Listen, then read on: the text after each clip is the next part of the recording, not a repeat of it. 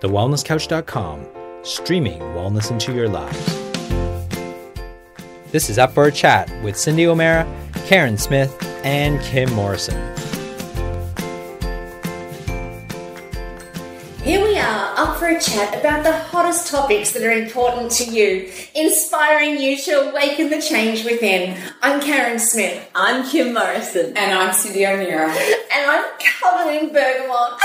We all are. We smell like flowers. It's gorgeous. Welcome to today's podcast, where we explore week 2 of the 22 habits of unhappy people. Now, that's what we've been exploring. We've got the list, but we've decided that we're going to give you the 22 habits of happy snappies, happy people. So we've already done up to number 7. So this week we're going to be covering from number 8 through to 15. Yep. Number 15, if we can get there. Let's hope. So let's start. What's our first one? Our first one for this week is habit number 8. Now, of unhappy people... Will we stop here now? Yeah, go on. Yeah. Okay. We'll stop there now. Stop me now. Well, we thought we should review the first 7. What do you think? Very quickly. Look, I think that's a great idea. We're both looking at each other, and Kim's writing to me. I've written to it, refresh. Refresh. Okay, no, never affects me. No, never affects me. Ready, go. All right, so we'll do it fast. So we're doing the first 7 habits of happy people. So this was last week. This was last week, which we did. So if you didn't listen to last week, stop now, go back, listen to it, because we have tasks for you to do on each of the days. Absolutely. For those 7 days. And there's a tattoo that you need to get for your forehead. Yeah. I'll tell them when that happens. Okay, that was day 3. Day 3. Okay, right. So number 1 is stop complaining. Number 2 is create experiences in your life, self-care. Number 3 is laugh at 5. And get that tattoo on your forehead. Number 4 is stay in the present. Number 5, keep moving forward.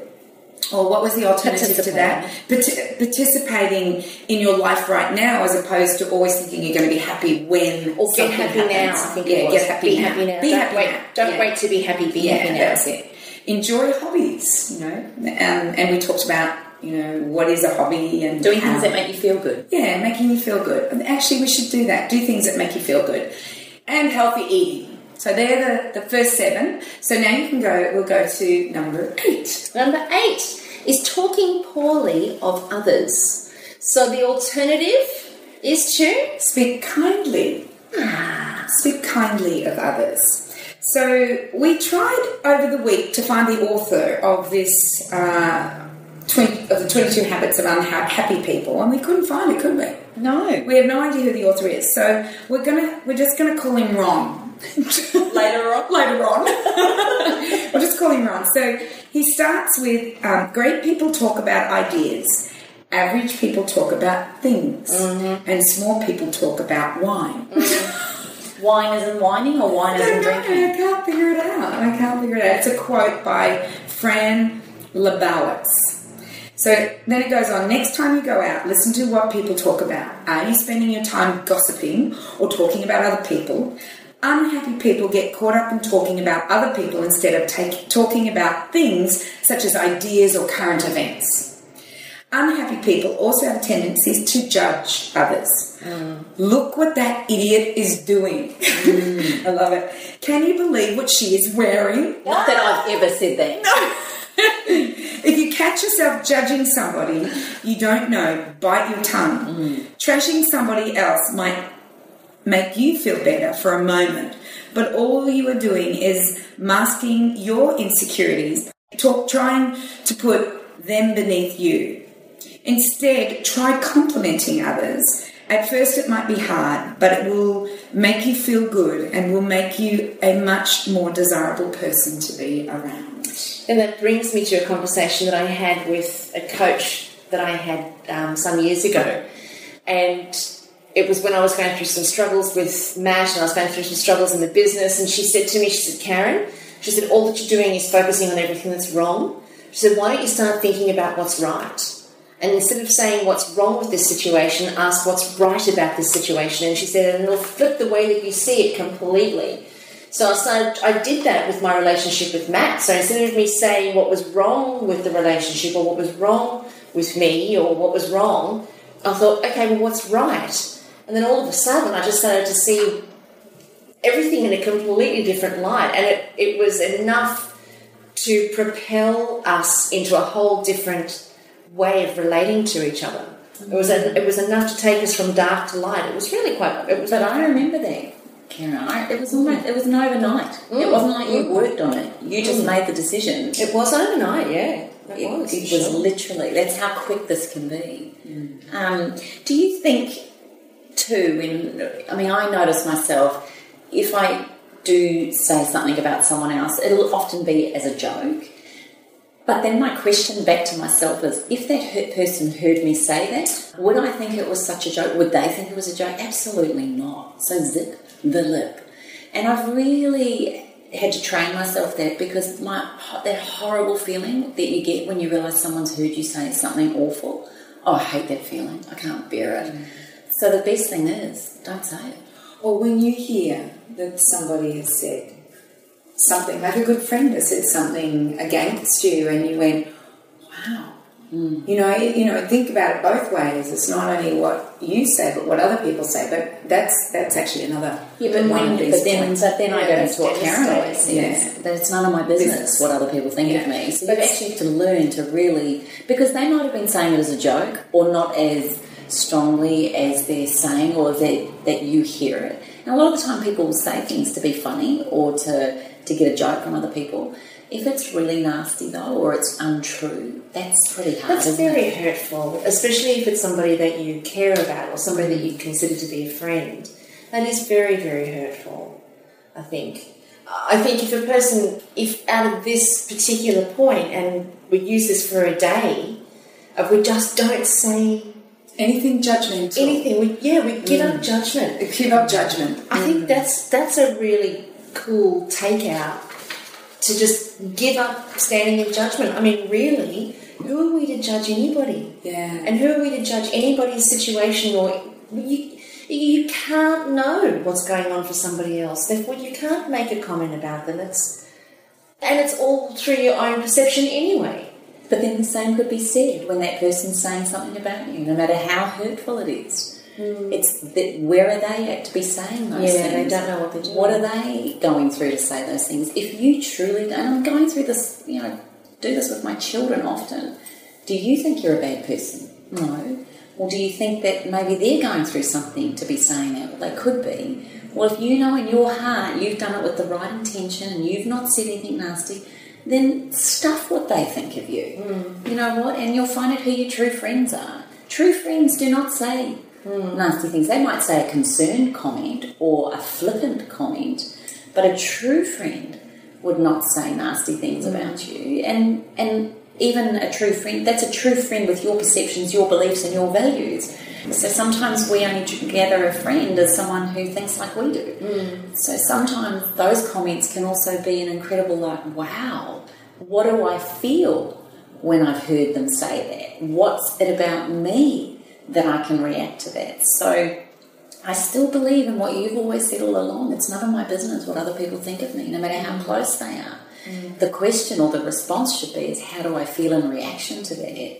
And does it really matter? And are they someone that's a reason, a season, or a lifetime? If it's a lifetime, I'm actually going to want to confront you about this because that really hurt, or I didn't like the way you said that. And I think we have a right to be in that place, but then don't have an attachment or judgment on the reaction, on the outcome. Yeah, I'm not saying I've got it right. Don't get me wrong. And that's really hard, not to have an attachment to their reaction. And the reaction could be two ways. It could be, I'm sorry, I shouldn't have done that. I'm in this position in my life. Or it could be a lie to overcome what they've done. So I've been in that position as a young person where I've confronted two different people. One girl, I said, why do you say this stuff? What is this all about? And she came clean, and good on her. She just said, I look at you, Cyndi, and you've done everything.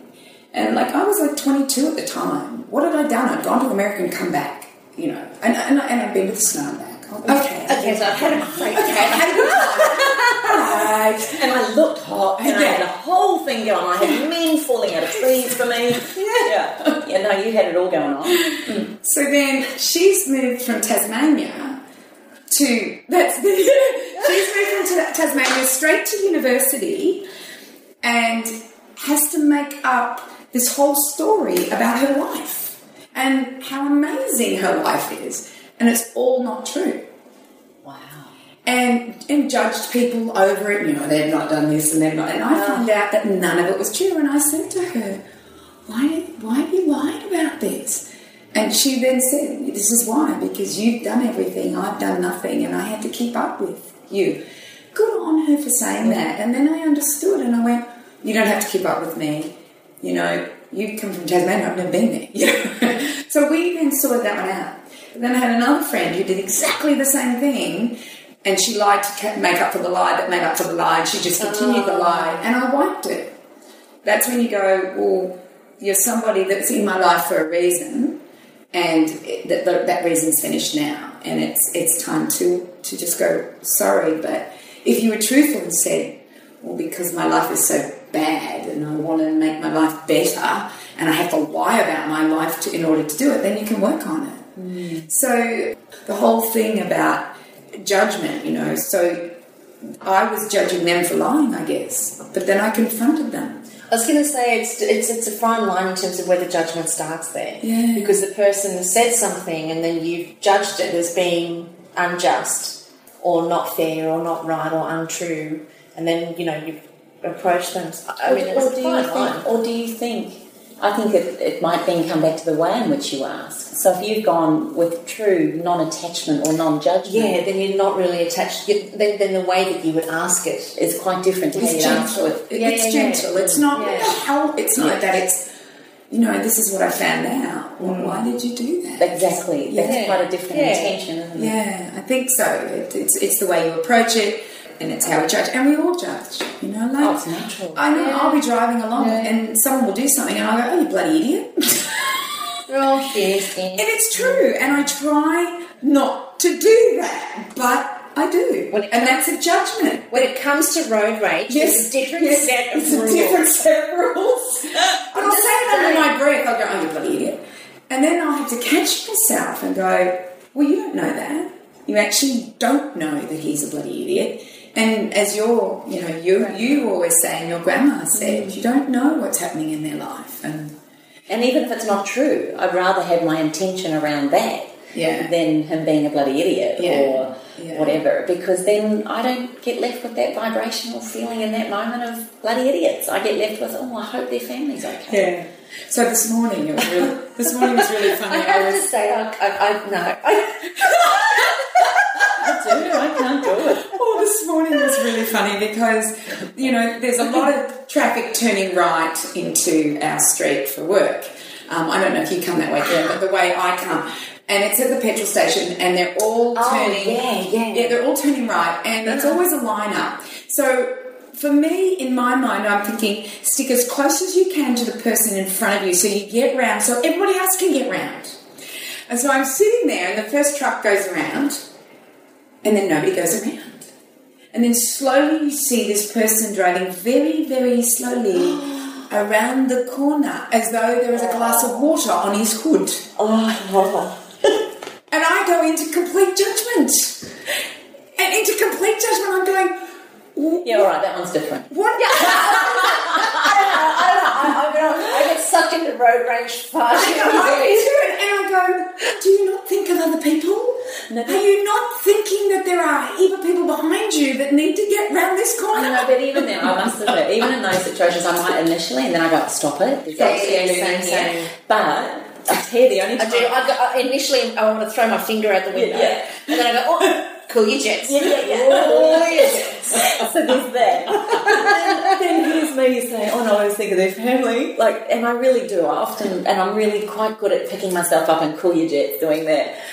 But my daughter was driving yesterday and this guy nearly caused an accident in front of her and she got such a fright, and then I kind of became a lioness. I was like, don't do hurt my babies. But at the same time, when I went driving past, I went to look at him as if to give him a very discerning, disdained look. And then I looked at him, and he was, I wanted to do all of that. But as we drove past, I looked at him, and he was like this little old man. Oh, stop it. And then I that's different. Yeah, no, I know. So then your judgment goes. But if it had been a young girl in P plates, you would have probably I would have been really angry because these young people in P plates, here we are judging. Oh, the young P plates. No, because they're texting when they're driving. I think we need to do a week on this one. Not a day. We need to just pause here and just do a little bit of therapy. Okay, let's move on to the next one, shall we? No. I don't think we've finished here. I do not think we've finished. Well, the next one's holding grudges, so I'm just saying, like that person was texting on their phone. I'm cursing you for another hour. Well, I don't know whether I've got the right oil here, but it felt right at the time. Okay. Was lemongrass. Lemongrass is a detoxifying oil, which I think is to detoxify those negative thoughts, but it's also a very good transformational oil, and it's also a very, very good oil to use when feeling down or annoyed, frustrated. It's a great oil for any of those. So I still think it is probably still the good oil. I might put that in my vaporizer at home. Well, yeah, well, it's very good for eliminating toxins in the body. I therefore think it's a very good oil for eliminating toxins of the mind. So as we're anchoring in today, the non-judgment of others, let's inhale lemongrass and think about the beauty in life, the beauty in people. Everyone has a story. So could we make... So this is the first day of the second week. Yes. So we're making it non-judgmental, speaking kindly of others, and see the good in people. Look for the good. Look, you've got to go looking for the good. You've actually got to actively go looking for it. All right, so that's on a treasure hunt. That's the task for the next day. Go on a treasure hunt. I like that. And yeah, treasure hunt. Like that. And then the next one is holding grudges, was the habit of the unhappy person. And then we've got forgiveness. And forgiveness, wow, this is huge, you know, because people don't forgive, they hold grudges and lose people for the rest of their life. And I read something, and I don't think I can even remember what it said specifically, but it said, when I don't forgive you, the only person that's being poisoned is me. And I say, you've got people living in your head rent-free. So if you're going to have anything in your head, make it pay your rent. Like, make it be worthwhile. Make it be awesome. Rather than having anything living in your head that's causing you pain and stress. Don't let another person live in your head rent-free, so forgive them. Actually, I was talking to a girlfriend of mine yesterday about forgiveness. So she's been separated from her husband, has to be over a decade. And she was talking about some little ills that she was having and some little things happening. And I said, you know what, you've never forgiven your ex. You've never forgiven your ex. And she says, I can't. Oh. No. She says, I can never forgive him. And I said, I'll tell you what, let's look at what he gave you. He brought you to the Sunshine Coast. You probably would never have come here. You would never have met me. And therein is the end of the conversation. Our work here is done. But I did say, I said, you would never have met me. We would never have, you know, I can't tell you who this is, but we would never have done what we've done over the last 20 years. I said, he gave you 2 beautiful children. You would never have had those children without him, and you adore them wholeheartedly. You would never be on the adventure you're on right now. And she's on quite an amazing adventure right now. I said, because you would never have been pushed to the situation where you needed to go on this adventure, and you are having the time of your life. So let's look at the good, even though you can't forgive him, let's look at the good as opposed to looking at, you know, and then try and find some forgiveness in there. And actually this morning she said to me, I think I'm getting to understand this and I can actually find that opportunity to forgive him. And I said, well, you know, when you do forgive him, you might find things start to change. Because everybody, as you say, Carren and Kim, as we all say, everyone's in our life for a reason, a season, and a lifetime. And we're there to learn lessons. And forgiveness is a really, really important part of that. I think it's part of decluttering too. Yeah. Decluttering that negative attachment and association to that person. I mean, there's, you know, Jacqueline always says this. There is lots of reasons why people behave the way they do.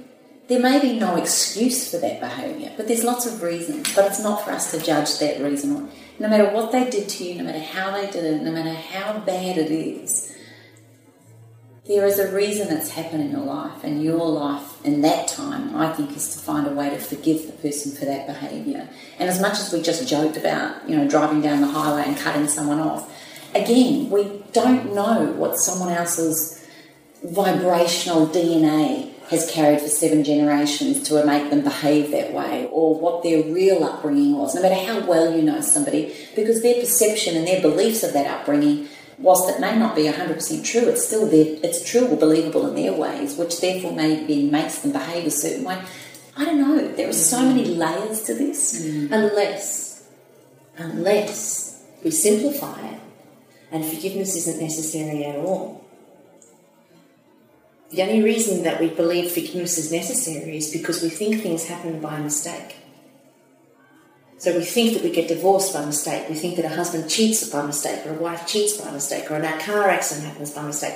We think that that's not the universal intelligence orchestrating what's necessary in order for our greatest expansion.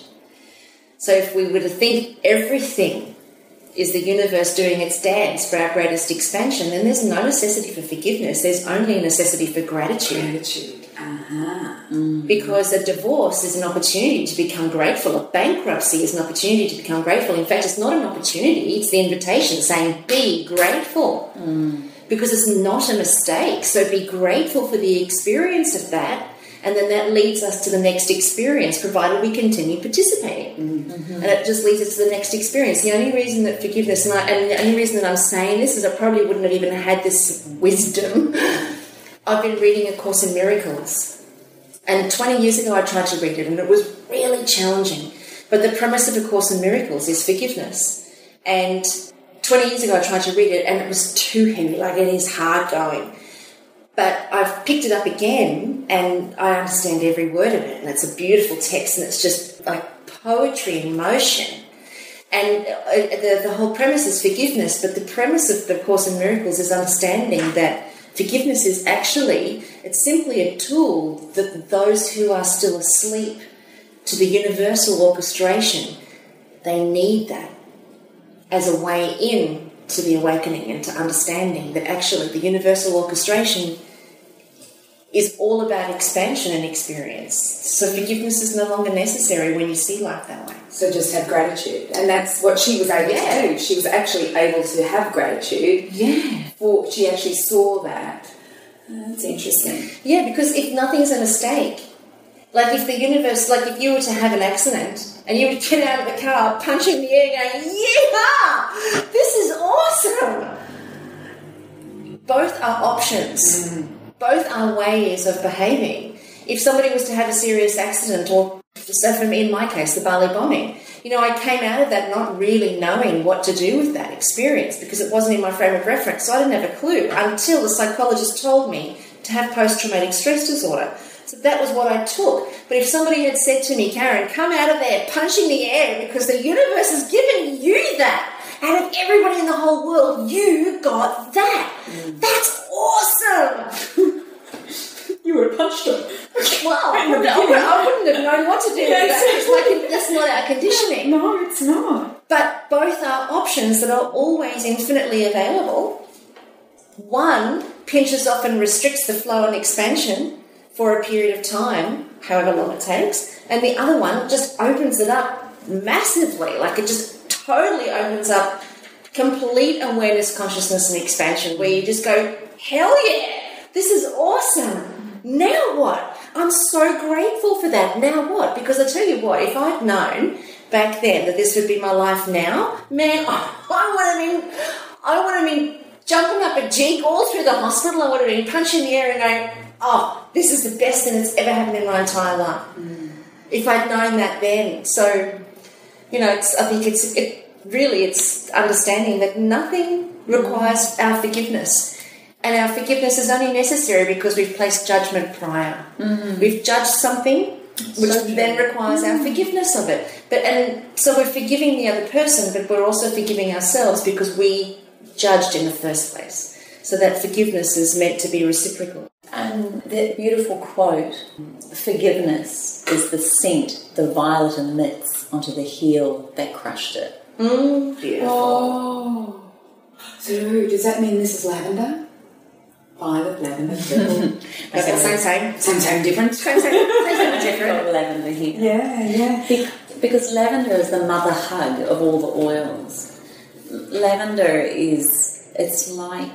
it's forgiveness all bottled at once. It forgives scars, it forgives skin condition, it forgives burns, bites, it forgives an angry heart, it actually is the most beautiful. And it's the most versatile oil, and it's the most incredible. When we're feeling angry or feeling hurt or any of those, there is no better oil. You know, like rose and lavender and all the floral oils, they're the healers of the heart. But lavender is your dream mum in a bottle. It's a perfect oil for this. Perfect. So next we've got... I didn't get a chance to read what he says. Oh, Ron, please. Even though we don't know his name, but we'll call him Ron for later on. Ron for Ron. So he says the negative of what we were talking about, which we've actually talked about, gratitude, which is it's number 22 actually. But let's just going to call it forgiveness. But no, we're not, are we? We're not going to call it. Well, it just depends, because forgiveness is still a tool. It is. Forgiveness, like if you can't get to gratitude, if you can't live your life in a constant state of gratitude, which most people can't, because they're so busy caught up in all their day-to-day stuff. So if you can't get to that yet, then forgive yourself. Go to forgiveness as the first step. As the first one. So the negative of it was holding grudges. So harbouring animosity towards somebody is like carrying around, and this is you, Carren, is like carrying around a backpack full of rocks, and somebody living rent-free in your brain. You don't have a problem carrying it, but it is a load on your back, and life sure would be easier if you could just take it off. Too right. Do yourself a favour, forgive. This doesn't mean you need to become best buds with whoever has done you wrong, but come to terms with what has happened and understand that people make mistakes. Forgiving will help free you of anxiety, stress and depression, and allow you to have a happier relationship, free yourself of the hate and move on. Very and I think cool. that's the important one, remove yourself of the hate and move on. Yeah. Because there's no, as we were saying, everything's for a season, reason, a lifetime. They're there. Forgive and move on, Don't have that backpack on you. Don't think that anything's a mistake. Okay, so then we've got, the next one is stop learning. Yeah, so this is the habits of people who are unhappy, is they stop learning. Right. So the moment you stop learning, you stop leading. Rick Warren, that's by Rick Warren. It isn't hard to become complacent in life. You've spent so much time going to school to eventually get a job that learning sometimes takes a backseat to life. Learning doesn't need to be a chore, just like hobbies. Get out there and learn about something you are passionate about, like Mexican food. Yes. Oh, and Do you like Mexican food? I do like Mexican food. Love Mexican food. Sweet. Start reading about it and practice making 5-star restaurant quality Mexican food. Okay. Yeah. Learning new things not only gives you things to talk about in social environment, it also helps improve your self-worth, which leads to happiness. That's beautiful. Well, there is so much to learn out there. Like, if you want to learn, like, I think of the podcasting that's happening. Yeah. Where you can pick and choose what you want to learn. Yeah. And you can learn, what was one of the podcasts we were looking at, Kim, was on marketing. You were downloading a marketing one. I went, I'm going to download that marketing one. Yeah. Awesome. Amy Porterfield, I love her. Yeah, she's brilliant. Yeah. Another one that's really good, Lisa Brown. Oh, yes. Yeah. Is it Lisa Brown? Ali Brown. No, Lisa. Oh, no, Ali Brown. Ali Brown. Really great podcast No. of entrepreneurialism Oh, okay. and marketing. Right. Yeah, so look, it's just so easy these days to learn, and you can learn for free. There's university, there's TED. Oh, yeah. There's that universities are online now. There is a university, the Sunshine Coast University has employed people to put every single one of their courses online. Wow. Online, so video, everything is going to be online. Now, whether that's going to be free or not, I have no idea.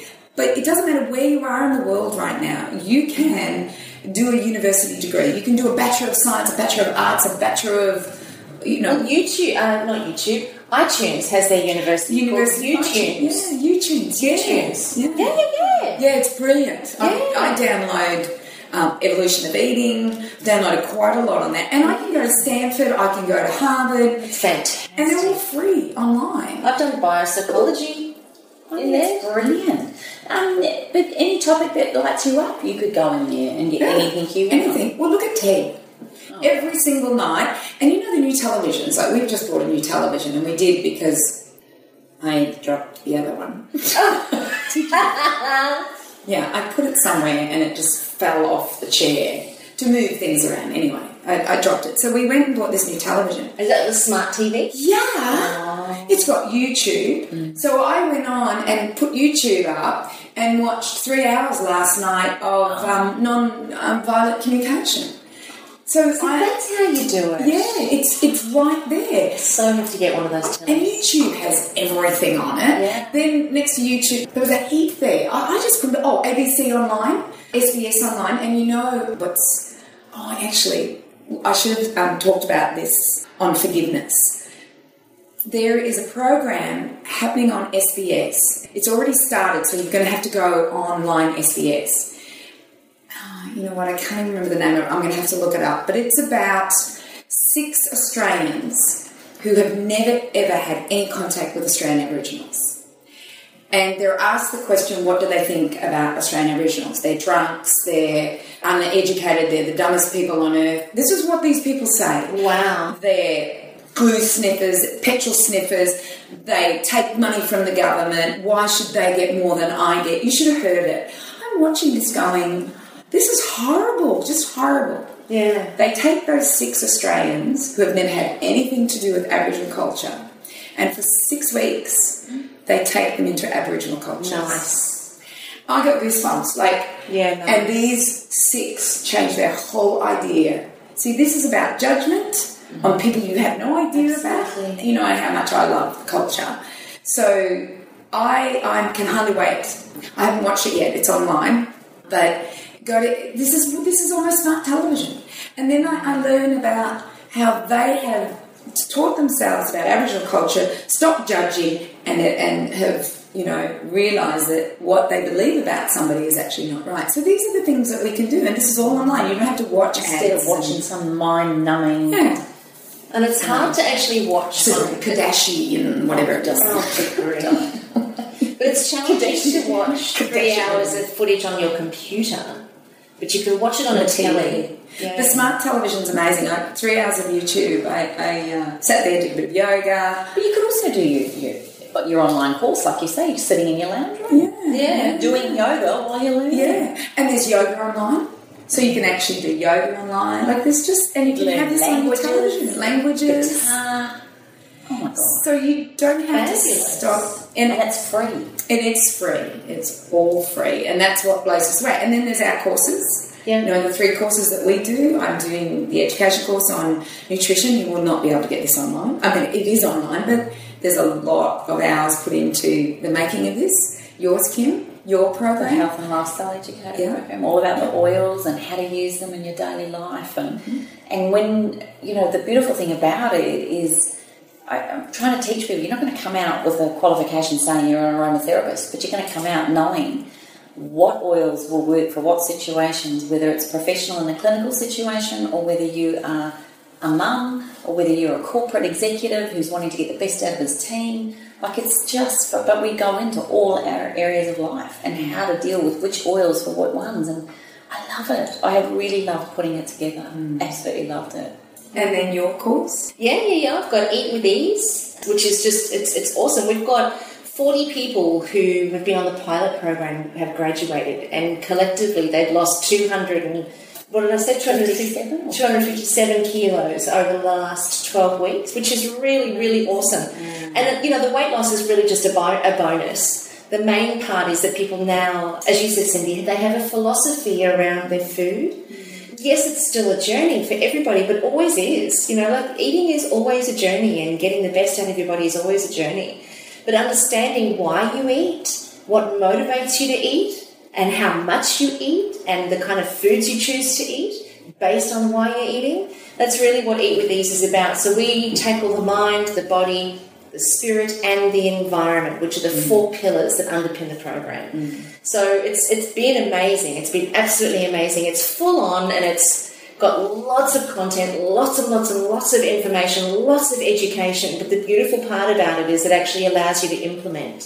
So you're implementing as you're going along and making the changes. So it becomes a lifestyle change and transformation. It's almost like though what you're educating in food, me with the oils, that's what it's masked at. You as emotionally, they're all masks, but at the end of the day, it's actually a personal journey. It's a transformational life experiential tool, using those as the vehicle or the topics or the channel.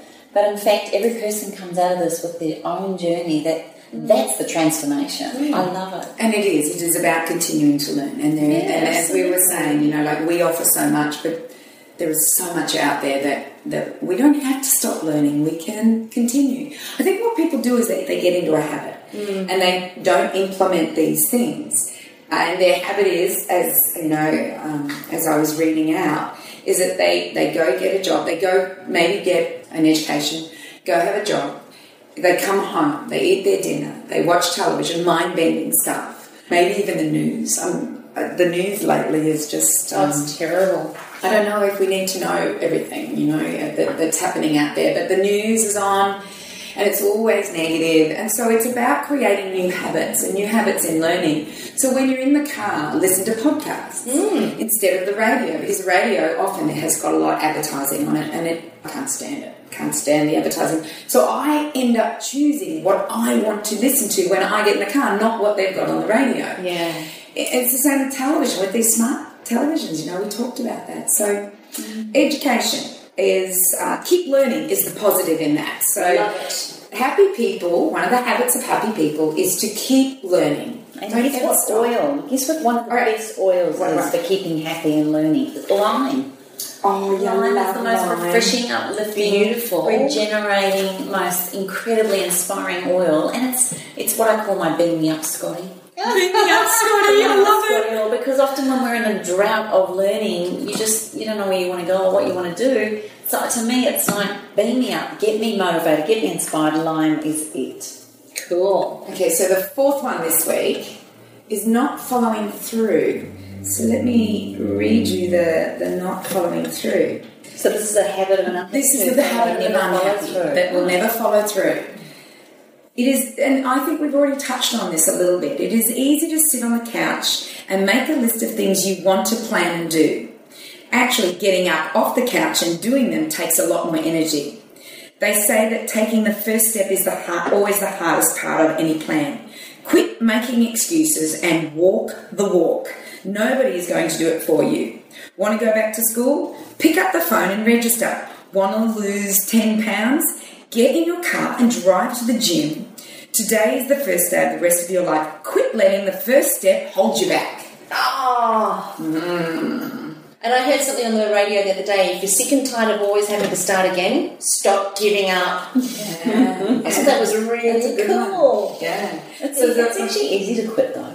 Or not start. Well, for a lot of people, getting started actually isn't as hard as it is to keep going.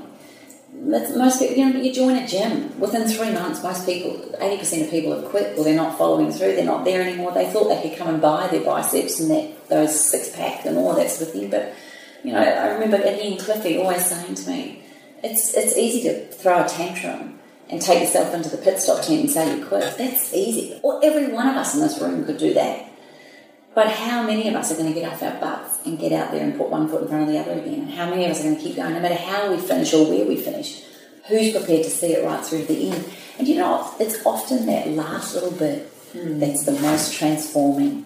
That's why they say it takes 28 days to create a habit, or that you do something for 12 weeks, or that you take a year to learn a program, or 5 years. It's often that last home straight that everything starts to kind of cement and feel like, this is my purpose, this is why I'm doing it. It's like breaking those old default habits. And for some of us, that can happen within 24 hours. For some of us, it takes 5 years. The point is, do not give up. I'm watching my daughter Tanya at the moment, finishing her first year at university. So she took 2 years off as a gap year. And the first year has been times of, I don't want to do this, this is too hard, I can't learn, I don't know how to teach, I don't know how to put it, won't stay in my head, I don't know how to do this, whole year of it.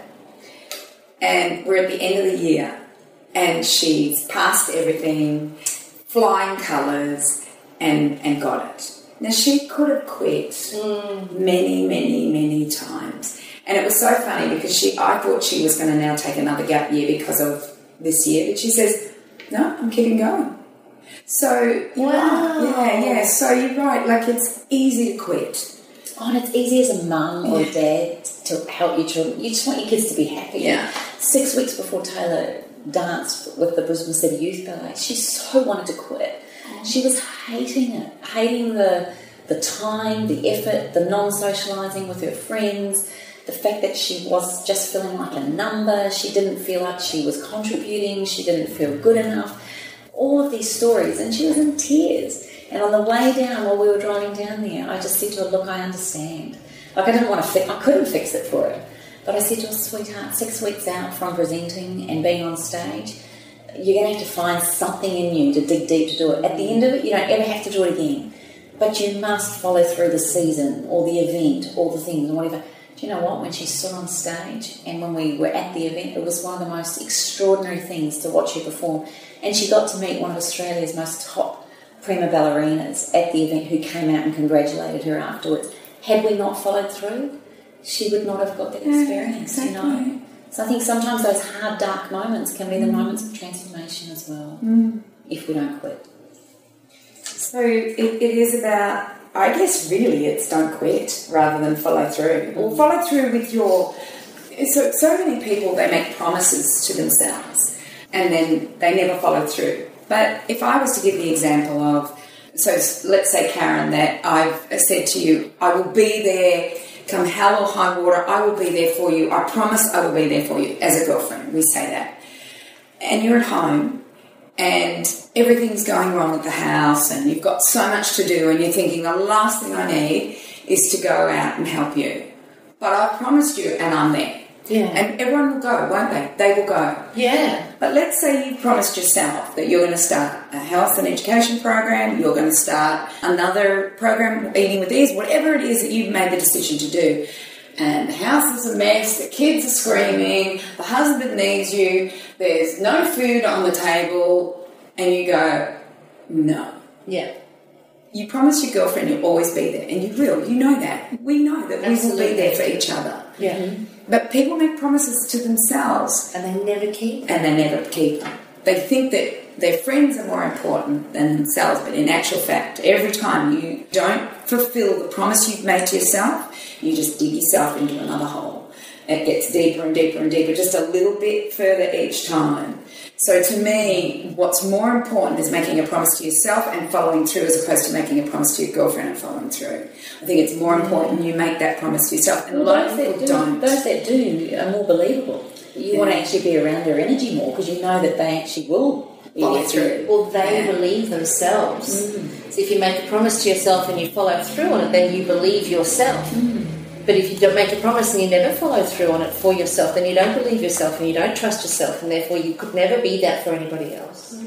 Fascinating. Yeah, that's a good one, actually. I like that. Yeah, I like that. I could do with a bit of that. I could do with a bit of boot up the bum with that. I could. Trust us. We could be your Buddha. Okay for it. We could boot with our Buddhas on your booty. But, you know, it is about you promising to yourself and you continue on it and you promise that this is what you're going to do and you stick with it.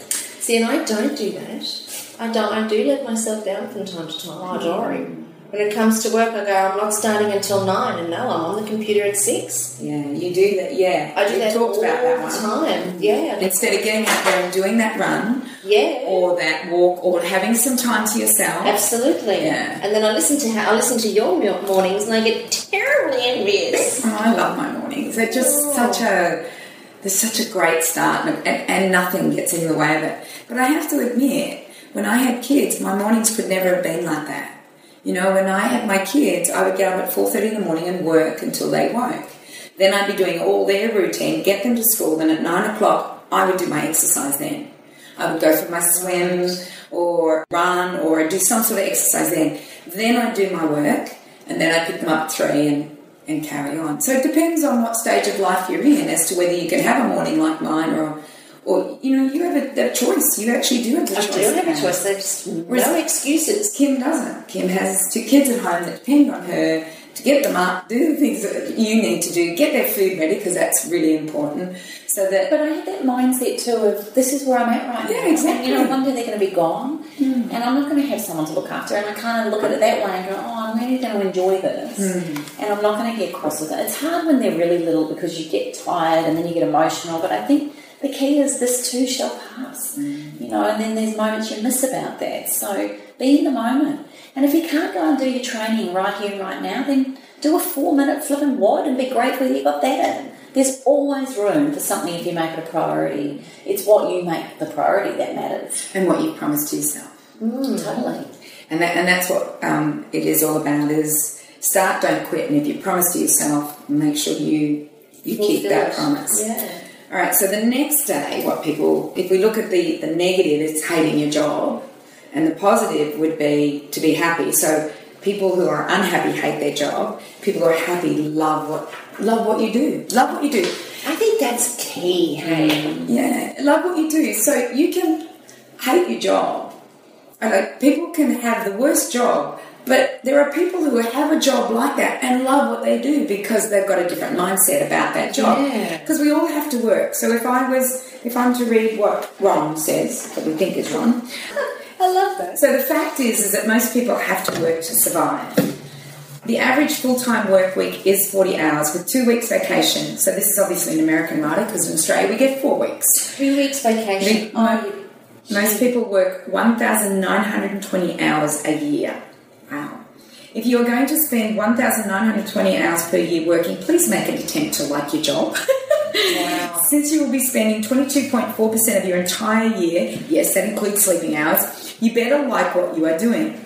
Now, before you jump to conclusions that you hate your job, think to yourself, do I really hate my job, or have I just complained about it to others so much that I think I do? I bet you that's true too. Because if you're present and in the moment, there's nothing to hate. No. There's only what's in front of you. There's nothing to hate. It's good, Powerful. isn't it? So many people love their job when they first start.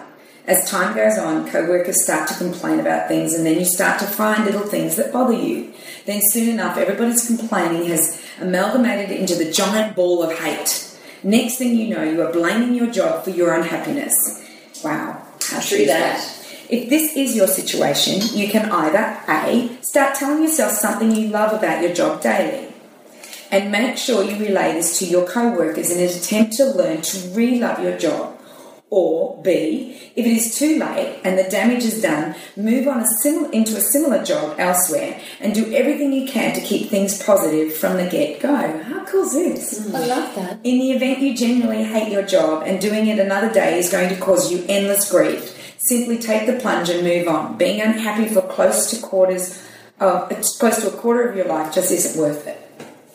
I love telling yourself something you love about your job every day. Every day, yeah. I think that because then you go looking for it. You go looking for something that you love. Yeah. I remember watching a comedy routine, I think it's Fast Forward, and it's the parking meter lady. And the parking meter lady, she's being abused. She's writing parking meters and people throwing tomatoes at her and they're abusing her and they're doing everything. And she goes, oh, I love my job. People throw food at me. Oh, I love my job. They always talk to me, and they're abusing her to no end. But she's going, oh, they speak to me. It's just, it is the best skit about somebody loving her job. And all she says is that, oh, I love my job, and everything everyone does negative to her, she turns it into a positive. I love it. That's gorgeous. It's brilliant. I had a lady the other day ring me and she said, I'm really feeling very flat at the moment. I have a big chest infection. I don't feel good about my health and all that sort of thing. And so I started talking, which oil should I use was the question. So I started talking about the Immune Boost blend and which ones would be good to help her maybe do an inhalation and all of this.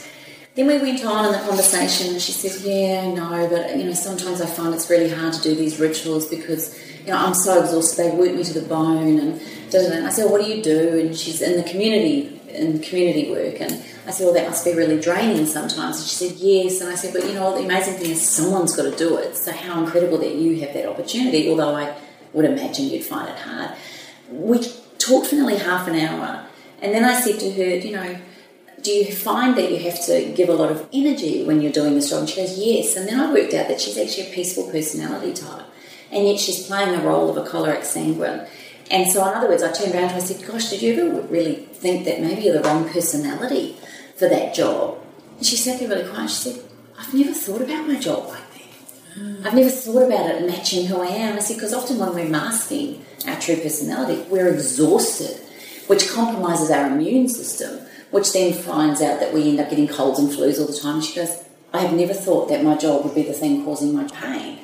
And then she said, and then they plug in these things for the air diffusers. And I went, right. And she goes, and they spray Glen 20 around everywhere. And I just went, oh my gosh, darling, no wonder your immune system's compromised because now you've got all these chemicals that you're being bombarded with all the time.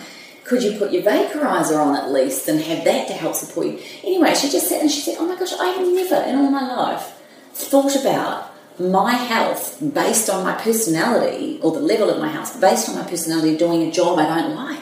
She goes, with Glen 20 being thrown around. But Glen 20 is antibacterial, killing your microbiome, which then affects your brain, which then affects your immune system, and oh my gosh. And she's chronically fatigued my God. All the time. But this is what I love about these sorts of podcasts and things, is that you actually investigate things from a whole holistic, vitalistic way, rather than just I hate my job. So sometimes we can hate the job maybe because of the environment, which is making her sick, which is maybe then making her have a negative attitude going to work. I don't know, but all I'm saying is if you hate your job, have a look at the bigger picture as well. And are you masking what you're doing? Are you doing that job because that's what you were told to do when you left school and you've been doing it for 20 or 30 years and realising that that's the last thing in the world you want to be doing because it's not you? In which case, who are you? And maybe go down that path of discovery. Amazing, isn't it, when you start looking at it from a whole different... And remember, we do work because of finance. We need finance in this day and age. You must have money in order to live. And there are a percentage of people out there that, number one, can't work for illness, disability, or whatever it is. They can't get a job, and so they don't have the finances. So maybe the gratitude would be, my gosh, I have a job and I get paid. That's a really good place to start. Absolutely. It's a really good place to start.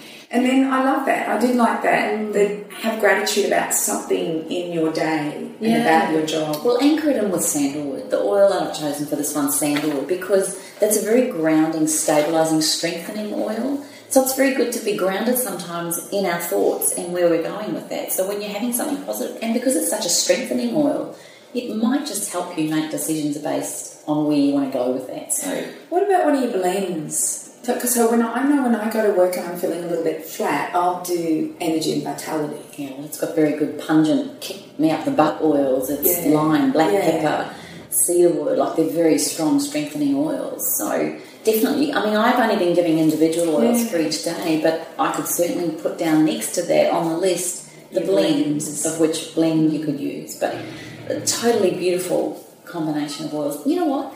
It wouldn't matter which oil I said for any of these rituals, by the way. I'm just giving you oils based on something to learn about them. If you like an oil and it lights you up, that's the one to go for, or a blend. Or it doesn't even have to be 28. Whatever oils you love using, whatever smells, anchor it in with that. That's what's going to have the positive effect. Sounds good. Oh my gosh, can you believe it? We've only done 5 days. We've only done 5 days. We've got 2 more days to go, and we have 6 minutes to do it. Right, let's go. Loneliness. All right, bye everybody. Okay, so what the habit, the negative habit, so the habit of an unhappy person is loneliness and socializing, or choosing how you socialize. And my computer has decided to stop on me, and that's why I'm trying to do here. So, oh gosh, it's pretty long what they're saying. So give us the short. Okay, give us the. Okay, one of the biggest causes of unhappiness is loneliness. I'm not referring to having somebody special in your life. Having a significant other doesn't mean you won't be lonely. Being lonely generally stems from a lack of social stimulation. The technology age is definitely perpetuating this by means of text messaging, Facebook, Twitter, and social networks. People are so addicted to these forms of social technology that they forget humans require real, genuine human interaction. Socially insecure people tend to gravitate to online socialising because they have more control over the amount and timing of their interactions. Reducing face-to-face interactions tends to reduce social anxiety for less extroverted individuals. Unfortunately, staying within your comfort zone limits personal growth. Wow. And prevents the development of valuable face-to-face relationships. Don't have something to do tonight? Instead of commenting on everybody's Facebook status, give somebody a call and go out for a drink. You would be surprised how much better it feels to talk to a real-life physical human being. You know, it's interesting. I've been doing the whole paleo-primal lifestyle, and I've been listening to Ancestral Health Symposium 2014.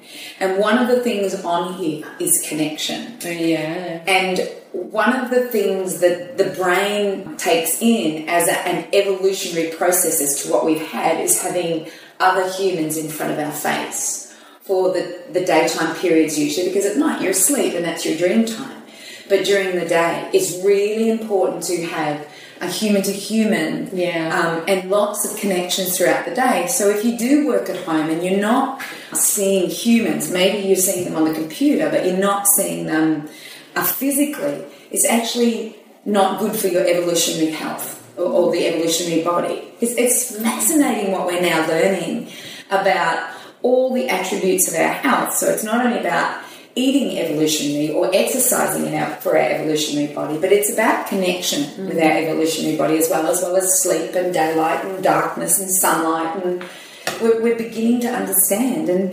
And you know, this Ron is right in that, you know, he talks about our technology, and often I will find myself on Facebook and not maybe call a friend, and we'll text each other, you know, the three of us will text each other, and there will be half an hour of texting and not one of us have had a call. Yeah, we do that. It's funny, isn't it? There's a book called Born to Run, and it was and Chris McCullum. And it was interesting the way he describes the tribes as they're running, and how it's a natural part of human instinct to actually want to be with the pack. And because we need to have this connection, and that's just how we work well together. And you think about how we connect in terms of relationships. We only grow through relationships. We only grow through our interactions with each other, because if we're on our own, there's no growth there. I mean, you can read anything in a book, but it doesn't actually mean that there's an opportunity for growth that's occurring, you know. So it's amazing how we're actually set up for expansion through connection. I want to ask you both from the other angle then, what makes us become lonely? And just some observations I've had around loneliness is my lack of contribution. So sometimes you become lonely because you might not be in your comfort zone, or you withdraw. Therefore you take away the giving of yourself. Then you'll find, because I've often seen people bleat on Facebook going, I'd be nice, you know, it's all very good and well all to be, I've actually seen this on that, you know, it's all very good and well that you're all having it, but not one of you have ever come around and seen me, or I've actually seen people have a go at their friends on Facebook. And I kind of think, you know, what causes that? Well, if you're in that mindset, I don't want to be around you, so I don't want to contribute to your life. And if you're demanding, you know, someone come and see you, well, I think sometimes relationships are about giving as much as they are about receiving. So if you are feeling lonely, maybe just have a little question around what you're contributing. Have you withdrawn because you're feeling left out, therefore you're feeling even more lonely? And why have you been left out? Question your own participation in this as well. If, you know, when I see people that say they're lonely, I think, look, I'm not saying everybody's this, and I'm just trying to be general, but just trying to give it another perspective that, you know, look at your own contribution in this as well. And you know, you made me think of something when you were talking, and it is about contribution. And it was somebody said this to me one time: love is not a noun; it's a verb. It's not just a name, or it's a doing word, and it's about what you do in your life in order to find love, and that's love of girlfriends, boyfriends, children, friends, everything. That's, the love of the community. So I think you're right, Kimmy. It's about you stepping forward and starting to contribute in your life. Like, for instance, I could very easily just stay at home and not have friends around and be very happy, because I enjoy that. But I also love preparing a beautiful meal and having friends around. And having lunches or breakfast. Not usually lunches, lunch is not one thing I do. I love breakfast and I love dinners. And it is about you getting off your butt and saying, hey, do you want to come around for dinner? Making an effort. Making an effort. Come around for dinner. Like, I don't necessarily like going to parties. Like, this Saturday, for instance, I was invited to an engagement party. And I went to the engagement party. I didn't know anybody there. I did the best faux pas ever. But anyway, the worst thing at this engagement party, I met the stepmother and the mother of the son of the male. Oh my gosh! And I went, oh, the wicked stepmother. You didn't? Yes, because I'm a wicked stepmother, so I don't have an issue about it. Right. So I just went, oh, the wicked stepmother and the mother. What a love, let's just put one foot in and then the other that's one. hilarious. It was hilarious. And then the wicked stepmother leaves, like, very quickly and says, would you like a drink? And I went, yeah, that'd be great, So she brings me a drink and then does not come back, does come nowhere near me. And the mother says to me, she has issues. You called her wicked. You called her wicked. Anyway, so I go to this party. I don't know anybody. I've done the biggest foot and mouth disease. I've got the whole lot going. But I know that I'm coming home because I've done this impromptu dinner. And so I leave early saying, oh, I had a dinner party I've got to go to. And so I've created this dinner party. That morning, I just said to a couple of young girls, I said, do you want to come for dinner? 2 medical students, interns, I should say. And I said, come for dinner. And then Kim was there, so she came. And then Ricky's come home from... So it was just us girls. It was 5 girls for dinner. We had the best conversation, the best time, impromptu, socialised, had a great time, fell into bed exhausted at 10 o'clock. As you do. As you do. But this is, I think we have to make that effort. We have to have our friends around. We have to... Or ask for help. Ask when you're feeling flat, or... don't think the world will support you or have an expectation without fear, because I appreciate there's times in our lives where we just do feel very out of sorts or not right, or we're hoping someone would ring or would notice, and I really get that too. But you have to contribute. Nobody reads your mind, do they?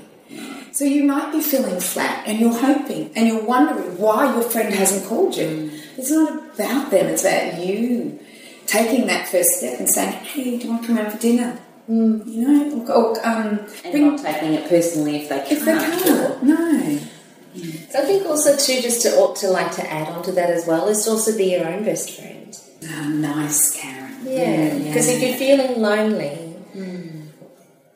psychologically, if you're feeling lonely, it's because you've left you. And that's why you can be in a room with 1,000 people, but you're still lonely. Or you can be in a relationship, but you're still lonely. That's because you left you. So be your own best friend, and then everybody will want to be your best friend. But if what you present to the world outside is needy and hopeful and wishful and helpless, then that's not attractive. That's not attractive energy to be in. So be your own best friend. And so if you like yourself, you can be with your best friend all the time. I know. And that's why you love being by yourself. Yeah, I do. Because you do. You enjoy your own company. You like yourself. You are your own best friend. And, we get that sometimes by mindset. We get that by being kind to ourselves. We get that by doing the right thing with our food and our bodies. We get that relationship with ourselves through lots of different avenues, but it starts with paying attention to the self. It starts paying attention to me first. And when it's me first, then, you start to develop a relationship with yourself that you like. And the perfect oil for that, guys, is rose oil. Yeah. Nice. Rose oil is the most... It's the oil of love. It's the oil of self-love, self-care, self-respect. It's beautiful. It's the highest resonating oil. And if you want to blend, then I'd go with the romance and intimacy, because that's the oil for TLC. It's exquisite. So we've got 2 to go. And we're going to plough through one. these. No, we're on one. We've only got one to go? Yeah, we've got, and this one's probably going to be a big one, but we need to get through it. Letting negative emotion, letting negative thoughts enter their mind. Yeah, is the negative. So that's for unhappy people who are unhappy, always getting negative thoughts into their mind. So, on the flip side, I think we'll give it to Carren. On the flip side, keep positive. Yeah, keep positive. Yeah. I think that's relatively straightforward though, and I think that kind of also too, we've talked about this in terms of being vigilant with our thoughts, being vigilant and being grateful, looking for what's good, looking for what's magical. What does he say about it? Well, he says in the past... What's wrong say? Yeah, what's wrong say? In the past I had this problem. Negative thoughts would enter my mind and I would let them stick around. They would then sit there, fester, and take control of my emotions and my happiness. This got to the point I actually spoke to my doctor about it, and he gave me a pill. No, I'm only kidding. Just take a pill. And he gave me this. He gave me this advice. When these thoughts enter your head, immediately think of something else. You choose what you think about, and the longer you entertain a negative thought, the more it is going to stay in focus. We are all human, and bad thoughts will enter our heads from time to time. But by being conscious of what you are thinking about, you can push them out of your head before they take you over. And our thoughts create our emotions. So we think something, and it could be negative or it could be positive, whichever way, but it creates a subsequent emotion in the body. And it's the residual of the emotion that becomes really hard to deal with. Because the thought we've got to recreate, if you think about how long it takes to hold, like if you just think of a coffee cup, everybody just think of a coffee cup. You're only allowed to just think of it once. You're not allowed to repeat coffee cup, coffee cup, coffee cup. You can only think of it once.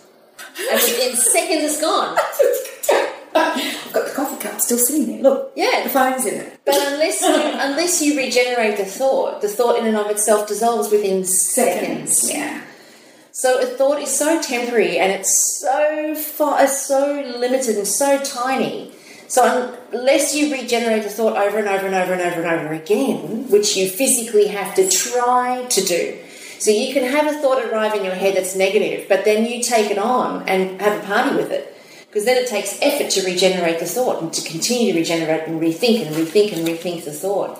And then you're left with emotions, which are the residual effect of that. So the thought might be gone, but the emotion can be there for days. Because then it becomes a physical experience, which then gets anchored into the cells at a cellular level, and then, you'll end up with all sorts of stuff that occurs physiologically then. So, yeah, definitely taking control of the thoughts when they arrive and just making a decision not to regenerate the thought. I think part of what we're going to talk about later on with some of these is that who's really doing the thinking? It's as we live in this world as if our thoughts are in control constantly, but they're actually not, because you are doing the thinking. So who are you? You are in control of your thoughts, way more than you think. So it's about changing your thoughts, rather, like you said, the carpet disappears, and so you have to just keep changing your thoughts. Yeah, being the driver's seat. One of the anchors that I use when my head clutters like that, because then you're trying to make yourself wrong, or you think you're wrong for having those negative thoughts. And through Sarah Farrand and you two, I've kind of learnt that actually, those thoughts, they're going to come and go. They're going to come. So rather than fight them, just an anchor that I use, which I got from our business coach, is it's just data. It's just data. And so whenever I have those thoughts recurring, I'll just say to myself, oh, that's right, there you are, just data. Don't have to take it on, don't have to do anything with it, it's just data. And I think that's a really good anchor to hold on to, because then you're not making it right, you're not making it wrong, it just is. It's just data. And it's just a thought. It's not real, and it's not true, and it's not right, it's not wrong. As you say, it's nothing, it's just a thought. But I think we are our thoughts. Yeah, I remember my daughter was having a dilemma about what she wanted to do, and she was like doing all the pros and the cons, and it was constantly on her mind. And I finally said to her, honey, write both pros and cons down and then fold it up and ask the universe to give you a sign as to what what is the right thing for you to do. Because sometimes these negative thoughts come because you're trying to figure out what should I be doing. And so then the negative thought, I don't know, it's just this perpetuation. But sometimes it is about letting it go. let it go. And there may be a sign that will tell you what's the right thing or the wrong thing. Especially, do you see what I mean? Sometimes we make our mind just go crazy with all the thinking and the thoughts, and we don't know what to do. And sometimes it's about just letting it go. And our mind is kind of like a trained monkey too. It is. It's just a trained monkey. So, and not that there's anything wrong with monkeys, but it's trained based on your experiences in your life. So when you want to try and weigh up the pros and cons, you've only got your own frame of reference. And then if you go and ask for somebody else's advice, well, you've only got their frame of reference, but it's not yours. So they can't make a decision for you. So it's just, your mind is just this constant collection, or just a collection of stuff that you have put in there over your lifetime, which is not true, right, or real. It's all born out of your perceptions. So none of it is real, and you can never know what's going to be right for you in the future. So we rack our brains to try and figure stuff out and put ourselves through a world of hurt based on our experiences in the past and our perceptions in the past and the thoughts that we've had in the past that we just continue to regenerate. And none of it is actually true. So, again, that brings us back to just being in the moment where there's nothing but this. And we are not our thoughts. Well, will we review these? I think we should. I think we'll review these. Definitely. Bergamot is it well? Yes, which goes down bergamot. The whole thing. Bergamot. Where's bergamot come from? It's a fruit. The orange. No, it's a part of the bergamot orange. tree. Bergamot tree. It's a beautiful little green fruit. It's part of what flavours Earl Grey tea. That's the flavouring of Earl Grey tea. And bergamot is the one oil that it's just a gorgeous pick-me-up. It's a refreshing, reviving oil. So for me, holding on to all those negative thoughts, give me something that's going to just release me. It's a very releasing oil. Gorgeous, uplifting. It's the one oil in the perfume industry that they use to make a perfume smell beautiful. Like, it gives it a balance. It's a real harmonising, very harmonising oil. So it's gorgeous. So I've missed an oil, Kim, as I was going to review. Not following through. What was that one? So follow through and start and don't quit. Oh, I didn't even give it to you. It was rosemary. That's why you're going to have it. Well, see, not following through, just to recap that quickly, is often when we're not focused and we're focused on probably not following through, but we're not focused enough on finishing the job. So rosemary is a very good focusing oil and a very, very good... It's an oil for remembering. So if you want to anchor and create a new thought process, rosemary is very good. It's an opening oil, very good for remembering, very good for focusing, very good for getting the job done. So this week, day 1, we're going to start speaking kindly of others and look for the good or the treasure in somebody. Second day is forgiveness. Third day is keep learning, don't stop. So find something that you are interested in. Download other podcasts if you've listened to everything of us. If you haven't listened to us, then go back, because we educate. Not that's all we do is educate. Yes, we have some fun and we laugh, but we do educate. Yeah. We have a lot of fun. We do a lot of laughing. Yeah, a lot of laughing, a lot of fun. Because I'm hilarious. Just had to throw that in there. Keep learning is day 3. Day 4 is start and don't quit. Follow through. Day 5 is love what you do. Even if you're doing something that you don't love, learn to love it by looking at one good thing about it every single day.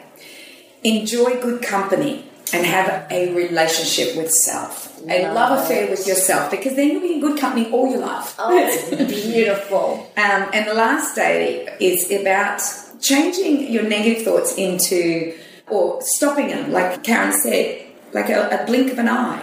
We can change our thoughts, and so keep positive thoughts with you. So the oils that we're using this week will be lemongrass, lavender, lime, rosemary, sandalwood, rose, and bergamot, as well as I felt that for day 5, which is love what you do, energy and vitality. I think for me, I had to throw that one in there because it's one of my favourite. So that's what we'll be doing this week. I can hardly wait to hear everybody how they went and what they've done and how it's changed their lives, because just by changing one thing, you can actually change your happiness quotient. And share it, because don't keep it to yourselves. Because the one thing we're finding on each of our education programs is that everybody's sharing what they're learning, which opens up the avenue even more for your contribution, but also you'd never thought of something like that. So tell us, we love it. Yes. Happy changing habits. I couldn't help it then. So go to our Facebook page at allthews.facebook.com/up-for-a-chat and make sure that you do post your comments and you do post your beautiful, beautiful happiness tips, the things that you do. You can also make your comments at allthews.thewellnesscouch.com/up-for-a-chat, and we love to hear from you. So join us here next week on Up for a Chat and become part of the ripple effect that is changing the world. See you on the ride. This has been a production of TheWellnessCouch.com. Check us out on Facebook and join in the conversation on Facebook.com/TheWellnessCouch. Subscribe to each show on iTunes and check us out on Twitter. The Wellness Couch, streaming wellness into your lives. Whilst the Wellness Couch presenter endeavor to provide accurate and helpful information to their listeners, these podcasts cannot take into account individual circumstances and are not intended to be a substitute for health and medical advice from a qualified health professional. You should always seek the advice of a qualified health professional before acting on any of the information provided by any of the Wellness Couch podcasts.